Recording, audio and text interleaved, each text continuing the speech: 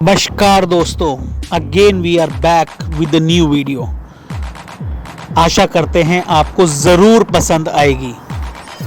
दोस्तों, अक्सर कहा जाता है कि समझदार व्यक्ति वही है जो बोलने से ज्यादा सुनने में विश्वास रखता है। मौन रहना एक कला है और यकीन मानिए जितना आसान ये सुनने या पढ़ने में लगता है उतना ही ज्यादा कठिन काम है जो हर कोई नहीं कर पाता। चुप रहने के कई नुकसान हैं, लेकिन कई जगह पर चुप रहने के बहुत सारे फायदे भी हैं जो उन लोगों के लिए जानना बहुत आवश्यक है जो अक्सर हर जगह बोलने या जवाब देने की आदत रखते हैं। चाणक्य नीति में जीवन को सफल और सुखी बनाने के लिए कई बातों का जिक्र किया गया है। आचार्य चाणक्य ने ऐसी 10 जगहों के बारे में बताया है जहां हमें हमेशा चुप रहना चाहिए। चाणक्य बताते हैं कि इन स्थानों पर चुप रहने वाला व्यक्ति हमेशा सुखी रहता है। साथ ही अगर इन 10 स्थानों पर व्यक्ति ने गलती से भी अपना हस्तक्षेप कर दिया तो आगे चलकर वो बहुत बड़ी मुसीबत में फंस सकता है। तो आइए जानते हैं वो ऐसी कौन सी 10 जगह हैं जहां हमें हमेशा चुप रहना चाहिए।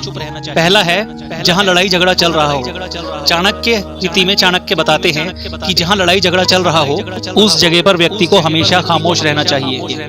यदि किसी स्थान पर झगड़ा चल रहा है और आपका उससे कोई संबंध नहीं है तो आपको उसके अंदर गलती से भी हस्तक्षेप नहीं करना चाहिए। अगर आपने गलती से भी उनके बीच में हस्तक्षेप कर दिया तो आगे चलकर आपके ऊपर बहुत बड़ी मुसीबत आ सकती है। इसीलिए झगड़े वाले स्थान पर मौन रहना ही आवश्यक है और अच्छा भी है। दूसरा है जहां लोग अपनी तारीफ खुद ही कर रहे हों। आचार्य चाणक्य के अनुसार जिस स्थान पर लोग अपनी तारीफ खुद ही कर रहे होते हैं वहां हमेशा चुप रहना चाहिए। साथ ही यदि किसी स्थान पर लोग अपना अहंकार दिखा रहे हैं तो ऐसे स्थान पर भी आपको हमेशा खामोश रहना चाहिए। चाणक्य बताते हैं कि ऐसी जगह पर बोलने वाले व्यक्ति का हमेशा अपमान ही होता है। इसके अलावा वे लोग आपको नीचा दिखाने की भी कोशिश करेंगे। इसीलिए एक बुद्धिमान व्यक्ति को ऐसे स्थान पर हमेशा चुप ही रहना चाहिए। तीसरा है जब कोई व्यक्ति किसी दूसरे की बुराई कर रहा हो। जब कोई व्यक्ति किसी दूसरे की बुराई कर रहा है और वो भी आपके सामने, तो उस समय आपको बस चुप रहकर ही सुनना चाहिए और अपनी राय व्यक्त नहीं करना चाहिए। जो आज आपके सामने किसी की बुराई कर रहा है तो कल वो किसी और के सामने आपकी भी बुराई कर सकता है अगर आपने कुछ कहा तो।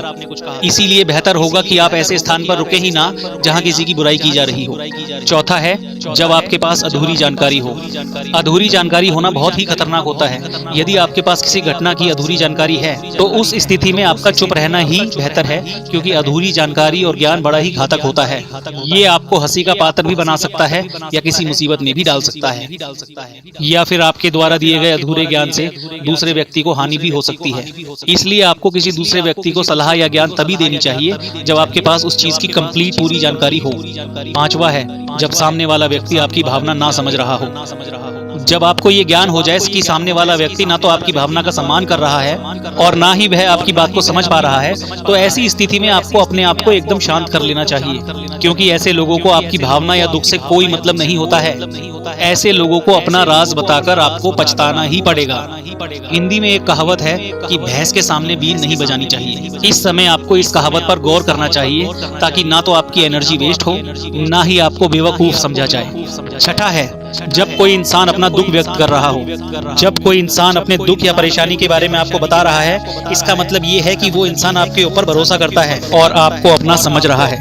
ऐसे में तुरंत उसे समाधान बताने की बजाय चुप रहकर उसकी समस्या को ध्यानपूर्वक अच्छे तरीके से सुने और समझें। उसके बाद अगर आपने कभी अपनी जिंदगी में वैसी परिस्थिति का सामना किया हो, आपको ये पता हो कि वैसी परिस्थिति में क्या करना उचित होगा, तभी जाकर आप उसको उसकी परेशानी अनुसार समाधान दें। यदि आपको नहीं पता कि उस समय क्या करना चाहिए तो आपके लिए चुप रहना ही बेहतर होगा। ऐसा इसलिए क्योंकि गलत सलाह देने से उसकी परेशानी और भी बढ़ सकती है। और सबसे बड़ी और महत्वपूर्ण बात यह है कि आप उसके दुख या समस्या को पूर्णतः गुप्त रखिए, अपने तक ही रखिए, किसी और को न बताएं। सातवां है जब कोई व्यक्ति आप पर क्रोधित हो या आपसे झगड़ा कर रहा हो। जब आपका कोई करीबी व्यक्ति आपसे झगड़ा कर रहा हो या किसी बात पर आपसे क्रोधित हो तो तब आपको चुप रहना में ही भलाई है, क्योंकि जब व्यक्ति गुस्सा कर रहा होता है तब उसका अपने मन पर नियंत्रण नहीं होता। ऐसी परिस्थिति में उनके क्रोध की अग्नि में अगर आप भी कूद पड़ेंगे या उनसे झगड़ा करने लगेंगे तो जो बात कल सुलझ सकती थी वह और भी ज्यादा बिगड़ती चली जाएगी। उस समय सब सहकर अगर आप चुप रहेंगे तो वह खुद ब खुद मन ही मन ये सोचकर पछताने लगेंगे कि उन्होंने आपके साथ गलत किया है, और वह शर्मिंदा होकर खुद ही आपके पास चलकर आएंगे और आपसे माफी मांगेंगे। क्रोधित व्यक्ति के साथ बहस करना आग में घी डालने के जैसा ही होता है। इससे उसके क्रोध की आग और भड़केगी और आपको भी इसका खामियाजा भुगतना पड़ेगा। 8वां है, जब किसी मुद्दे से आपका संबंध ना हो। अगर किसी मुद्दे से आपका संबंध ना हो तो वहां आपका चुप रहना बनता है। बिना किसी वजह अगर आप दूसरों के मुद्दों पर बोलेंगे तो ये आपके लिए अनिष्टकारी रहेगा। इसमें केवल और केवल आपका ही नुकसान होगा। आप तब तक चुप रहें जब तक आपसे उस मुद्दे को लेकर कुछ पूछा ना जाए। इसके अलावा अगर आपके पास उस मुद्दे को लेकर कोई स्पष्ट जानकारी नहीं है तब भी आप चुप रहें। बेवजह दूसरों के मुद्दे में दखल देने से आपकी भारी बेइज्जती हो सकती है।